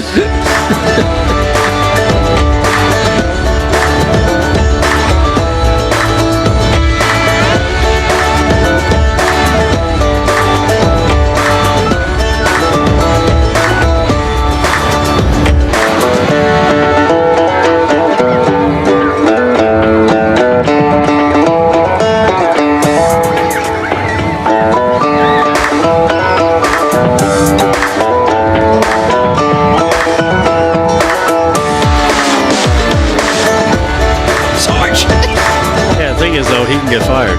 Yeah. He can't get fired. He can get replaced. Exactly. Marco Polo. I mean, if you're speaking of swimming, yeah, he might go for a slight little Marco Polo with Nancy Pelosi. If you're in China tonight, if you're Xi or you're in Iran, you're the Ayatollah, or you're looking at Waltz, Rubio, Stefanik at the UN, Tom Homan in charge of the border, possibly Kash Patel at CIA. I bet John Ratcliffe somewhere. You got to be thinking to yourself, what are we going to do now? Because if we remember back in 2016, 17, 18, 19, we were pretty much broke with our proverbial hands around our neck, choking us out. And we've had 4 years of appeasement. And clearly that's about to come to a rapid end. Very interesting.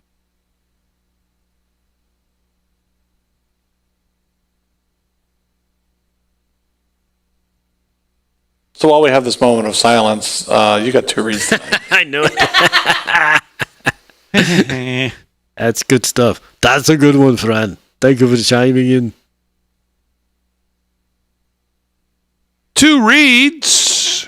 Who would that be, Fran? AMAC and Birch Gold. And who? AMAC. Well, 2 of my faves. I like them both. AMAC and Birch.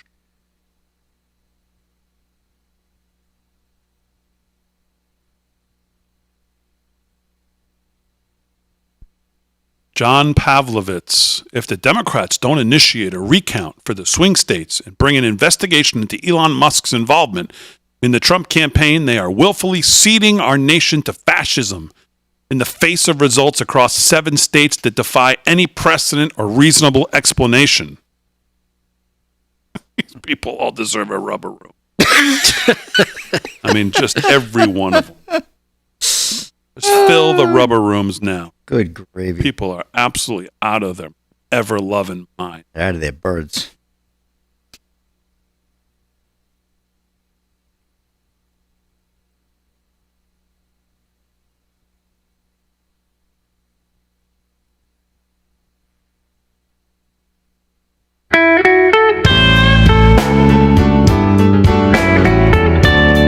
All right, 17 past the hour, live from Studio 6B, Sound Like the Blues, which means I want to talk to you about our friends over at AMAC. Did you know you can join AMAC today for just $1? What?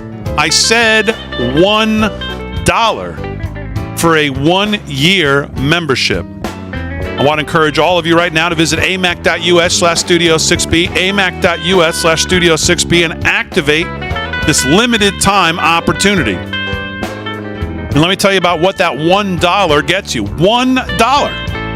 AMAC, the Association of Mature American Citizens, works tirelessly to advocate for the values that matter most to Americans like you: small government, strong borders, election integrity, and protecting your constitutional rights. Becoming an AMAC member gives you access to free advice on Social Security and Medicare, ensuring that you get the help you need when you need it the most.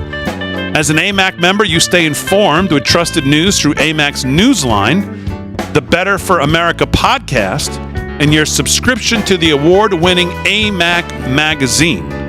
Plus, members enjoy exclusive money-saving discounts on travel, hotels, insurance, restaurants, and so much more. For a limited time, join AMAC and receive all these benefits for just $1 for your first year. Normally, $16. You can take advantage of all these benefits and help save America for just $1. Well, it's $16. It's a knockdown deal. $1 is, ridiculous. Join today. Visit amac.us/Studio6B or call 1-888-262-2006. That's 888-262-2006. That's amac.us/Studio6B or call 888-888-262-2006. Join now. Save America with AMAC.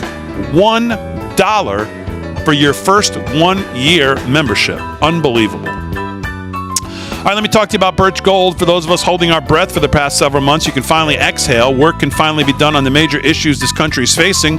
And, of course, one of the most significant being the national debt. The fact is, our nation is broke, and that debt is a house of cards that can't quickly be dismantled. So the strategy remains the same. Diversify your savings, and you can do that with our friends from Birch Gold. So many things out of your control, out of the president's control, it's important to have a safe haven for your savings. And you can do it again with Birch Gold. Birch Gold will help you convert an IRA or 401k into an IRA in physical gold. And the best part is it doesn't cost you a penny out of pocket to do it. Just text the word America to 98998. Get your free information kit on gold. Plus, right now, through Black Friday, you'll receive a free 1-ounce Silver Eagle for every $5,000 that you purchase. Protect your savings with Birch Gold. Text America to 98998 and claim your eligibility for free silver today.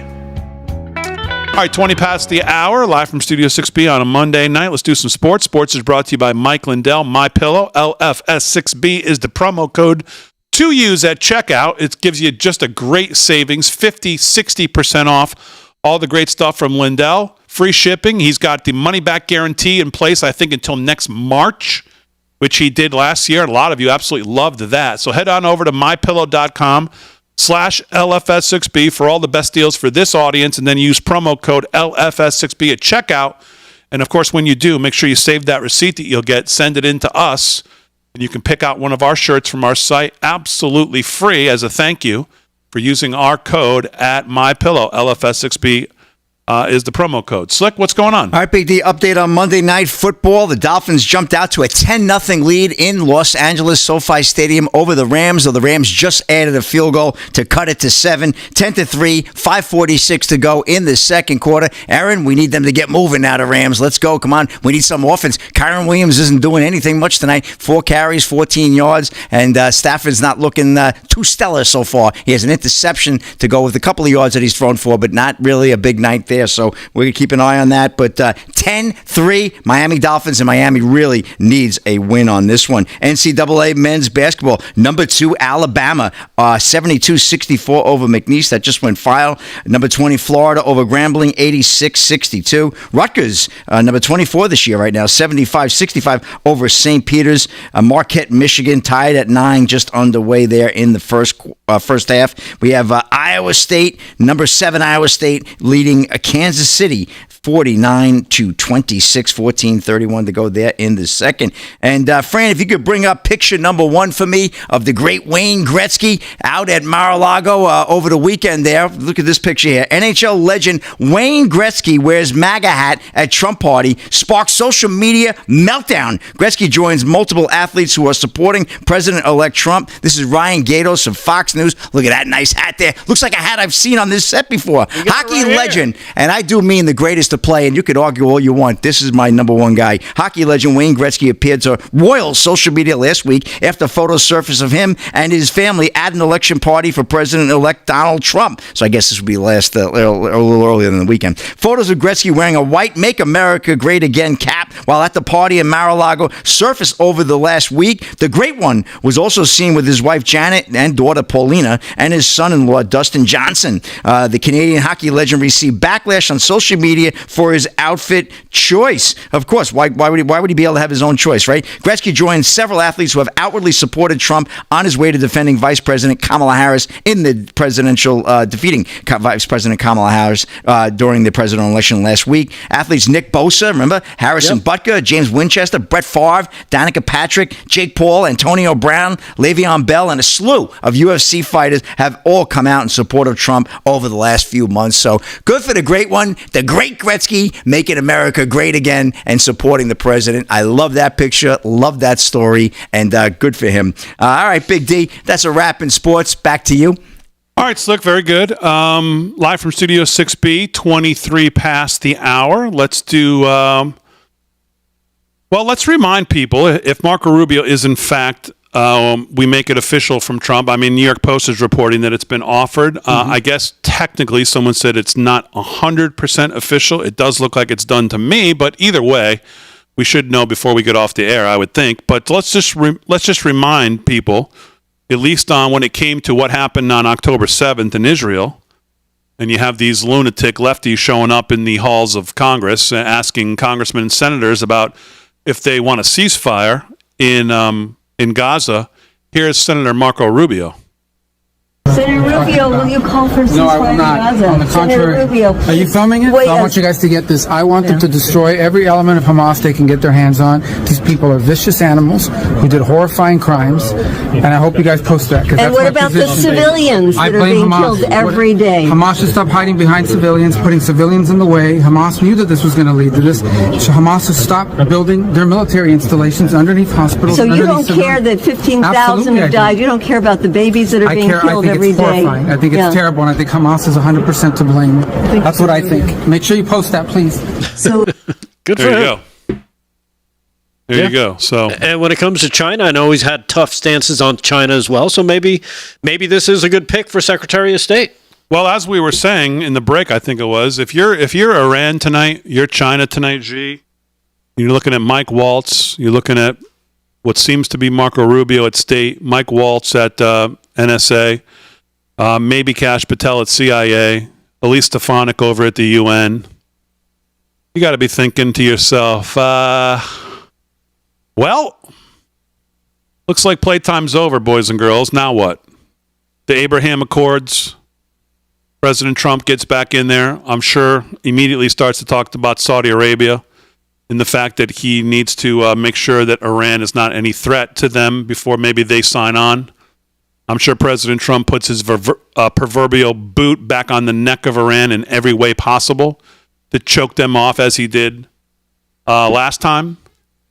So if you're around the world and you're an enemy of the U.S. and you're looking at what Trump's putting together, knowing him himself, you're thinking, well, we might be a little more uncomfortable tonight than we have been in the last 4 years, and more to come. More to come. Playtime's over. All right, live from Studio 6B, more to do, 26 past the hour, right after this.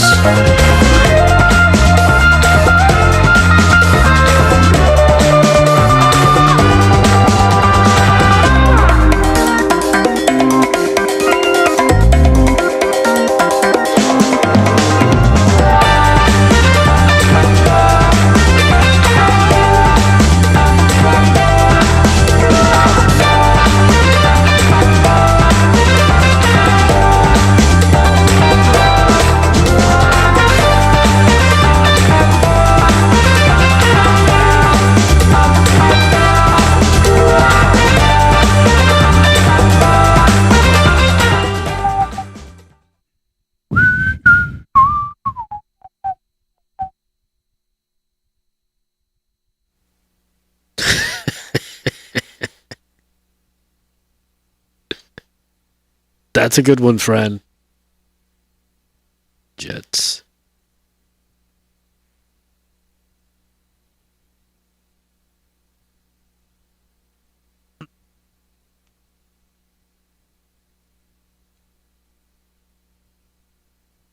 There's definitely Rubio haters out there. Luke Rudowski out time. there. Bad move if true. He doesn't like Rubio there. I saw some other ones. No way around it. Bad pick.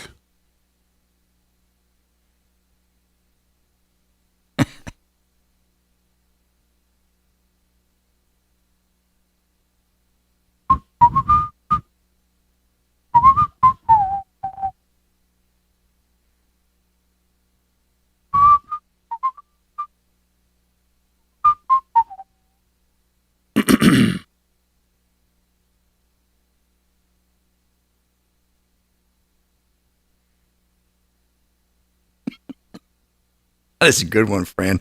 I like that one. I like that. That's a good one. Yeah, I saw that on Sunday. I figured I had to share it. That's a beauty. You can put Dallas on there too, Aaron. No problem. Trust me. Dude, what happened to Dak? Dak, his Season hamstring over. came off the muscle. Apparently came off the bone. He's actually in New York He's in New York right now, tonight. He's getting a last look at this specialist. What do you think about the whole arguments on Jerry built this place and the receivers can't even see when they're in the end zone? Oh, isn't that asinine with the sun coming through? That's been a problem though for 15 years. That's been a problem on games in the fall, the late afternoon games. That has been a problem. But McCarthy should know that, right? Read the forecast, and they shouldn't be throwing a crossover. Plus, Ferguson was running right in front of him. They were too crowded. Bad deal. When is the fat coach going to get fired? He'll wait until after the season's over, Jerry. He's not happy with mid-season firings. He did it with Wade, and it did work out good because Garrett ran the table. They won 8-0 to finish the season, but for some reason he just doesn't feel good about letting him go. McCarthy's a good guy. He's trying. What are you? You can find somebody better. Well, they're going to find somebody better. He's broken you. I like that kid on Detroit. He's broken you, huh? You're officially broken after what I just heard come out of your mouth. Yeah. McCarthy's trying. What do you want to do? Yeah.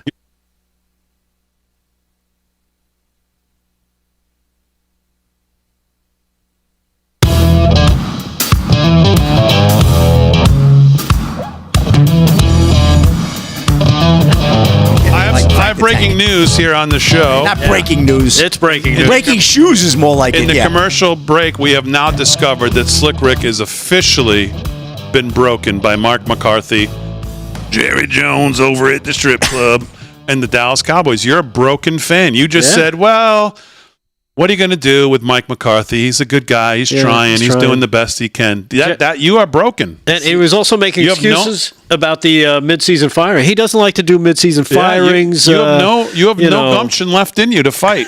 I'm still going to watch every game. Trust me. I was screaming at the people yelling last night. How about them Cowboys? I let them know about the Jets and Giants right on quick response. Okay. It was so bad that the bar owner's wife had to buy me a drink before I left last night. But I am broken. You're right. Yeah. All right. Tough year. Yeah. Well, we still love you, Slick. Don't worry about it. Thank you. The audience does too. Yeah. You love me, all right. We'll call the Wambulance for you. Yeah. So Trump's talking about getting rid of the Department of Education, and everybody's having of the 100 meltdowns that are going on every hour around mainstream media and on the left. What's the meltdown over the Department of Education, I wonder, exactly? I haven't really seen any. People forget the Department of Education we didn't even have till, I think, 1980. Yeah. How did all our parents ended up pretty good? Grandparents, they all ended up pretty good. They all did their thing. They're all, most of them have been smarter than we are. How do we survive without the Department of Education? I think we'll survive actually just fine. I think we'll actually survive and thrive as President Trump wants to send education back to the states. And while the left is having just a meltdown, but because again, this bloated, ever iron-fisted top-down government starts to get a little dismantled. They just can't imagine it. Yeah, and he keeps smashing them in the face with more and more of these things that he wants to do, and I feel like they don't even know where to turn. That's why they're turning on each other. We keep seeing it across on CNN and MSNBC. They're going at each other. The sports debate, Slick, was a topic that was covered because again they don't know how to react. All these things are happening. They're pointing fingers. Who to blame? It was all the misogynists on this side. It was all the black guys on this side. It was all the Hispanic guys on this side. They didn't want to vote for a woman. Blah blah blah blah blah blah blah blah blah. They don't know who to blame anymore. Meanwhile, he keeps rolling out things that he wants to do, and you see reactions around the world. Let's do a little international news, shall we, Damon? All right. By the way, before you get to that, Raheem Kassam just tweeted that his phone's been blowing up all night. Folks are PO'd about the Rubio thing, if it is in fact true. Quote, he says, "Little Marco isn't MAGA. One big Trump donor tells me," he says. Well, and I talked in the last hour about how we went from Little Marco to this, what seemingly is an historic appointment, and who it reflects more on. I guess the two of them coming together, more on Trump. It seems like people are not happy with this pick. Right. And I mean, you can look back to, on this topic, you could look back 3 or 4 years ago to J.D. Vance. Nobody would have predicted him being the vice presidential pick. No because way. Of his stance on Trump and what he thought of him at the time, until he got to know more about him, and all of a sudden things align. Yeah, they're a good duo. All right, so go ahead. World news, you were saying? Yes, world news. We're going to do some world news. We're going to go across the pond, Damon. We're going to go to the EU, where all of a sudden, I don't know why it's now. It could have been something that happened. Maybe they just had the idea. But the EU, the European Union, may consider replacing Russian LNG, liquefied natural gas, imports with those from the United States. Believe it or not. Why were they even buying Russian to begin with is a good question you could be asking them. The European Union could consider, as they announced, replacing the Russian liquefied natural gas imports with those from the United States, according to European Commission President Ursula von der Leyen, the name that you could probably easily put in a James Bond villain. She said so on Friday. We still get a lot of LNG from Russia, she said, and why not replace it with American LNG? Which she admits is cheaper, which you would think they would do that in the first place, and brings down our energy prices, she said. Now, again, it points you to the fact that something was up. Why were they enriching Russia and not getting a cheaper price from the U.S. and passing on those cheaper prices to their own people? I guess you'd have to ask the EU. She said the EU approach to trade policies implemented when Donald Trump takes power again as U.S. president in January will be to engage, look at common interests, and to negotiate. So we'll see what happens with that. But it just... we're going to get it from the U.S. now, and we're not going to get it from Russia. Why are you getting it from Russia in the first place when they're considered your quote-unquote enemy? Yeah. By the way, I would argue, I don't know if you have any news on this in news, but I would argue that for those of you really upset about the Rubio pick, I mean, okay, that's fine. I mean, if Trump picks out however many, his top 12, 15 spots here, I mean, I don't think everyone's going to be happy with everything. So if he gets 85, 90% of them correct, I think everybody will be okay. And of course, you can always replace whatever if anyone's a disaster. I would argue, though, that instead of getting upset about Rubio right now, for those of you who are, the more important pick right now is not even Trump's to make. The most important pick for Trump is what's going on in the Senate. That's where we should be focused on. We cannot have Mitch McConnell light in the Senate as the new majority leader after Marblemouth is finally going to go away. And what's going on in the Senate right now, I'd argue, is way more important than whether we think Rubio's is 100% a home run pick for Secretary of State. Because we don't need John Thune or John Cornyn taking over in the Senate. And Rick Scott, certainly better than those two, necessarily, I don't think would be my first choice either. Right. But given if that's going to be the choice, which is what I've heard so far, I think we should all be putting our energy and focus into making sure that comes out the way we want it. Because that's going to be something that directly really affects right away, as we've seen with Mitch, what President Trump can and cannot get done. Yeah, unfortunately, from what I understand, that's not a lot of... He doesn't hold a lot of power over the senators in that respect. Well, because we got this mishmash secret nonsense crap going on that they do, and there's this fake list going around that people think is, well, at least John Kennedy said, if you believe the list that's going around, you probably believe that Elvis is just fine and alive, too. So that tells you where that list is at. A list where where Thune is actually voting for Cornyn on the list. Cornyn's voting for Cornyn, and Thune, who's also up, supposedly is voting for Cornyn on the list that supposedly is floating around that everybody says is this where the whip of the votes are at. This is a super secret list? Secret list that leaked out. Yeah. Just so happened. Which I don't think anybody thinks is actually real. But I've heard no other names floated other than those three, two of who are just an absolute abject disaster. Are Mitch McConnell light, just younger. Stood behind Marblemouth all these years, all this time, silent, and let him usher through more debt than we've ever seen created by any other Republican leader. Greased the skids for Obama anytime he wanted to push something through. There's old Mitch. Sticking his mush into races where we had real, true conservative candidates, like we just saw again this cycle. He put no money into Kerry Lake. He put no money into some of these races. He put races into people he thought were going to do what he wanted, which is what he's always done. So now Thune and Cornyn are utter disasters. Can't happen. And everybody needs to put their energy into making sure that pick is the right one, because that's the one that matters.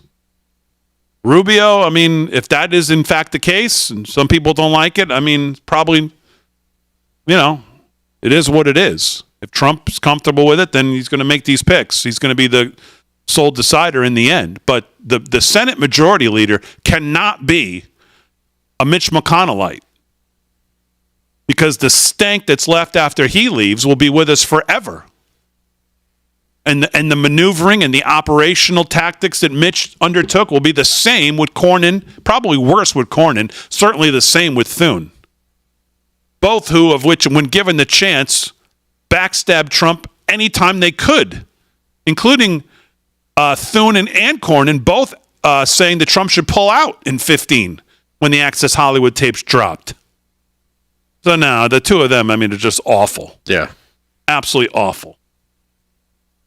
So what else is going on in the news? All right. Well, we're still across the pond, Damon, in Europe, believe it or not. And if you were catching anything that was going on over there, well, you may have seen this as the UK celebrating Donald Trump's win. Yes, the UK, the people in from jolly old England celebrating Donald Trump's win last Tuesday as the president-elect of the United States of America. Here's cut number 8. Check this out. We love Trump! We love Trump! We love Trump! Mr. President, if you are seeing this, just know that the great deplorables of the United Kingdom love you, we are with you, we stand with you, and we want you to succeed.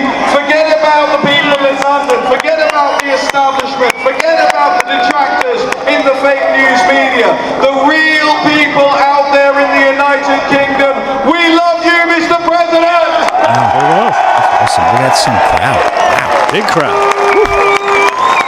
He should do a rally at the UK. That would be pretty funny. Because the rhetoric is, I'm hearing, they're not happy about this over in the UK. That's what you're hearing, the crap from the media. That's fake news. And then there's the voice of the people that gives you a different take. Exactly. Over in Greece, Damon, we're not done in our world. Is there any news in the States at all? Anything going on here? Our whirlwind tour. Okay. Greece is also kind of celebrating. They're going MAGA as well. Check this out on their news. Cut number 9. Pick me up a croissant.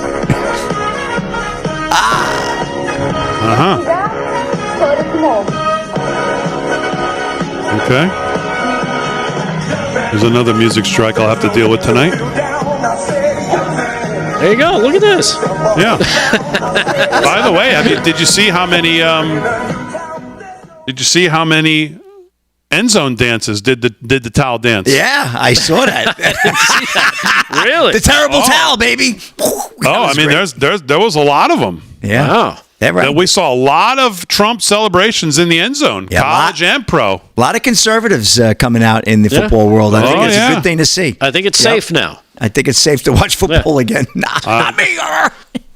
I saw a lot of them. And real quick, since you want to, where are we going next? Finland? We're going to go to South Carolina. South Carolina. We're going to zoom back to the United States, over the pond, and back to South Carolina. I reported on this story on Friday night. Maybe you missed it because you weren't here. Yeah. But 43 escaped monkeys were on the loose from a research facility. Well, according to this update, 24 monkeys have been found.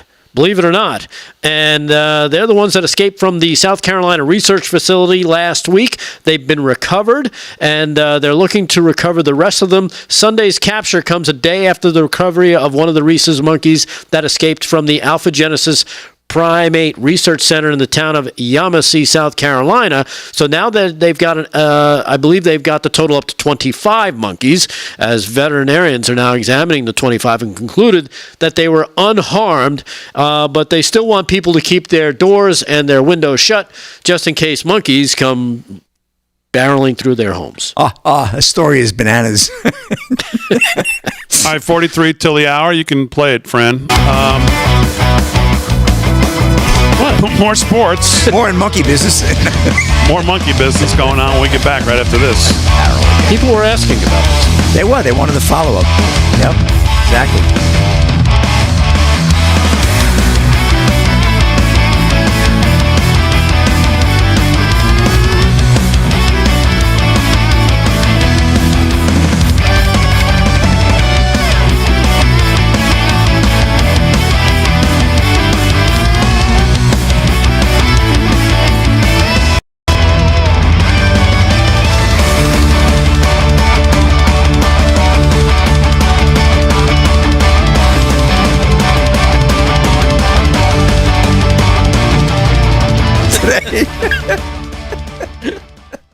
Curious George was not one of the ones that was found. He's still on the loose. He was shot by the Grape Ape. Oh, the Grape Ape. The Grape Ape took McGilla the Gorilla out. McGilla Gorilla. And remember the little girl who used to go see McGilla in the window? OG. That was her name. Boy, am I showing my age. She was cousins with Cindy Lou Who. Yeah. OG. Which is what Damon says every time you read the news. OG. Speaking of gorillas, Damon. All right, let's get our next news. Is from what? All right, we have some more news here. Fairly relevant stuff. I thought it was fairly. You want me to go news to Finland? coming in from Switzerland tonight. Snow is white. Chat. What's going on? Make sure you hit the like, subscribe, whatever platform you're on. YouTube, X, Rumble, Getter, Facebook. Appreciate all of you. Hit the thumbs up. I don't know. I saw something. Damon, where? They go by so fast I can't even read them. Any news about Curious George? No, I was just curious. The man in the yellow hat was seen in the area, but I like that guy's suit, the yellow suit he wears. That dude, the big. Of course you do. It comes with a nice big hat. What's his name? Too. The man with the yellow hat. That was his name. Yellow hat. Yeah. What? Aaron knows the name. X is the best, Damon. We all know that. Who was Curious Farmer George? Brook. The boss. Farmer Brook. Farmer Brook. How those picks doing? Yeah, Farmer Brook he's an Alabama guy, right? I'm pretty sure. No, he's not. No. Farmer Brook is a Wisconsin guy, right? He was wearing the cheese head on. Yeah. Oh, he's a cheesehead? Okay. Remember he wore it on had the... Yeah, he did, but I mean, college. Costume change. What was his college team, though? Wisconsin college team or Green Bay? Wisconsin. Oh, okay. Don't you remember? No, Wisconsin, Green Bay. Well, okay. Hey, Wisconsin. Wisconsin, the Badgers. Wisconsin's on the good list again. They came through in the election, thank God. Green Bay. Wasn't that where the fat coach is from? Yeah. Oh. He won a stupid bowl there. Yeah. In fact, he won the Super Bowl in Dallas, which is the closest he'll ever come to bringing a trophy in that place. You're right. He is really. Hey, there's still 8 games left. They could turn this around. Who could turn it around? Dallas. They could turn it left right into a wall. They could turn it around. Cooper Rush. I think they've already turned around. They're going backwards. Come on.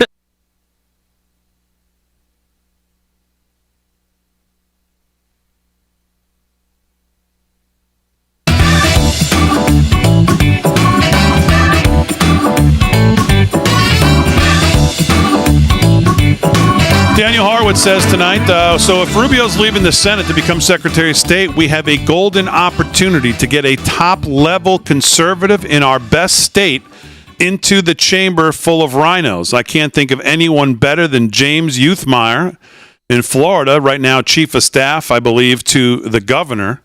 James is someone who's loyal to Governor DeSantis, worked for the first Trump campaign, served in the Trump administration under Wilbur Ross, and now led the successful fight against abortion in Florida. Also, we don't want to elevate anyone from the House delegation because the majority is already growing narrow. This is a very easy choice. For years, we had to fight and claw to win a Senate seat every 10 years. It takes years to get someone like Rand Paul or a Mike Lee. DeSantis could put another one on the board right away by filling the Rubio vacancy with James Youthmeyer from Florida. So, don't know much about him, but obviously Daniel Horowitz thinks he would be the anti-McConnell candidate. He'd be just the kind of race that McConnell would stick his mush in and run all the money to the other guy. Well, it depends. Does the governor appoint? The governor does appoint, yes. There's no special session would be for the House, and I believe the governor appoints in the Senate. That's why Mike DeWine was thinking about appointing Vivek Ramaswamy to fill J.D. Vance's seat. Or Jane Timken. I believe those are the two candidates I'm seeing here at the New York Post regarding that Senate seat in Ohio.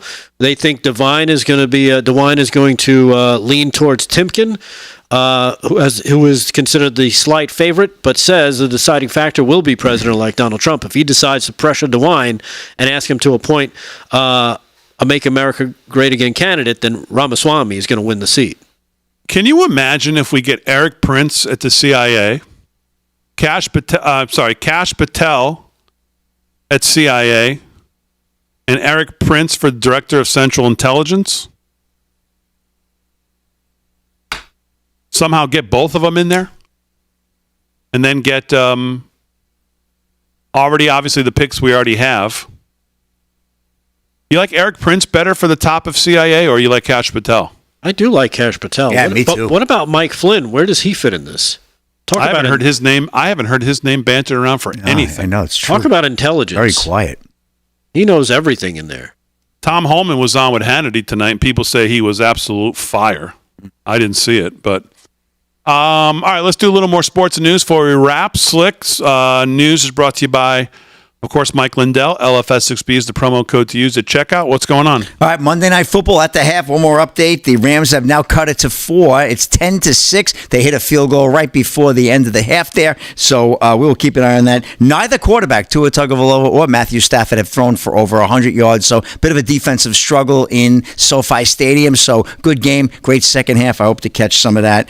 Quick update, NHL action right now. Flyers and Sharks in OT, tied at 3 in Philly, 131 to go there in OT. We got the Kings and Flames, no score, 11 minutes to go in the second. Predators over the Avalanche, 1-0, end of 1. Earlier today, Canadians 7-5 over the Buffalo Sabres. The Stars pounded the Penguins 7-1, and the Hurricanes and Golden Knights, that's a 10 p.m. puck drop. Well, I don't know if you heard about this story with the fans demanding Michael Strahan be fired yesterday during the Veterans Tribute on Fox, the NFL telecast, NFL before prior game. 5 of them were up there, and they all had their hands over their heart when they did the salute. And then Strahan had his hands on his hips, which I never cared for him anyway. Good old Strahan. But so a lot of people calling for him to be fired. I don't know what's going to happen there. And just real quick, Oregon head coach Dan Lanning somebody tried to goad him into trashing President Trump, one of the reporters. So if we roll, this the Oregon coach? Yeah, the Oregon coach. Yeah, Dan Lanning. Cut 6, Fran, if you don't mind. Something non-football related, but I believe it was last year, he spoke out about gun violence. There was a decision made in this country that I'm sure affects a lot of the players in your locker room, as well as the women in your life and the women on your staff. What was sort of the temperature in the locker room with your team as a whole after that, the results were in? And was that something that sparked one of those get real conversations? Yeah, our guys just work. They just work. So obviously, gun violence is something I've been passionate about. But that our guys just line up and go to work every single day. I'm glad to be in the country that we're in. Certainly proud to be an American and excited about the future of this country. But I'm not one to hop into politics. There you go. Beautiful answer. Love it, there, Dan Lanning, Oregon, good head coach. Who is that guy who asked a question? Oh, yeah, he's some lib from Washington. Affect your wife and your daughter. I wish he had said, really? How do you figure that? Why don't you explain it to me, genius? These guys never get put on the spot for their stupidity. Absolute stupidity. Absolutely. They just throw this ether. They just throw this nonsense into the ether with no explanation. Affect your way. Really? How exactly? Please enlighten me. Inform me. Yes. All right, Big D. That's a wrap in sports. Back to you. All right, Slick. Very good. What else is going on in the news, Delgado? All right. Well, if we must, let's go over to CNN, where again the finger pointing during the debate of why they lost so badly continues. Here's cut number 2 as they talk about, and this is I forget his name, is Schmeichel, I believe.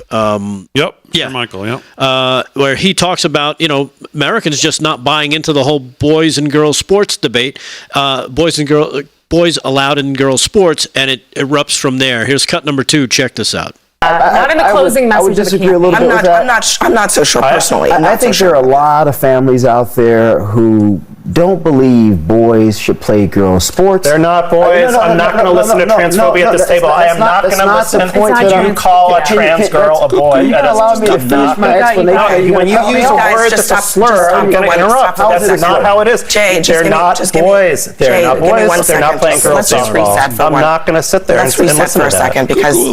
Look, this is a really heated issue, right? And Schmeichel, I know you. I know that you understand that people have different views on this. I think out of respect for Jay, let's try to talk about this in a way that is respectful. Okay, so let me rephrase this since I'm being targeted here. I don't. No, it's okay. You are not being but targeted. I am. But it's. I love the way he turns their words on them. He's one of the only conservatives on CNN. And of course, it degenerates. They continue on. Do you want to hear the second part of this real quick? Again, they continue on with the sports debate about the proper wording and how you should talk about it. Here's cut 3. And just get to your point. My point in terms of its effectiveness. Regular people with children look at these things and they say, you know what, this is a bit too far. I do not agree with this. I don't like this. I think Democrats are going way too much to the left on social issues. They're uncomfortable with it. A lot of people believe that. A lot of families believe that. You may disagree with that reality, but that's why Republicans kept running those ads over and over and over again, because they saw the metrics suggested that they were working. In those ads over and over again and using rhetoric like you just used, saying this is boys playing girls sports. First of all, we're talking about 5 people in the entire country. We're talking about trans girls being allowed to play with the people who are in their gender. And if you don't believe, you don't have to listen to me. Listen to the American Medical Association, the American Psychological Association. The American Medical Association. Yes. Michael should have said biological males. But he's saying, no, you can't call them boys. They don't define as that. They want to play with people in their own gender. Yeah, that's coming to an end. Again, that's more of this, finger pointing as they try to get to the reason why they lost. We all know why they lost, because their policies suck. Tom Holman tonight on Hannity. If you're in the country illegally, you shouldn't feel comfortable. Ooh. Also tonight, breaking right now, President-elect Trump looks like he's going to nominate Scott Bessent for Treasury Secretary. I have seen Mr. Bessent on TV lately, but it looks like Trump is going to nominate him for Treasury Secretary. So I'm sure we'll have, by the time we hit tomorrow night, we'll have some more names to bring in as the 47th administration under President Donald Trump starts to take shape. As always, we salute our military, active and active, police, firefighters, first responders, EMTs, all veterans across this country. Everybody on the show, Slick, thanks very much. Rick Delgado, Aaron Frank, great job as always. Most of all, thank you, live from Studio 6B audience. We'll see you tomorrow night. I'll see you tomorrow morning. Have a great night, everybody.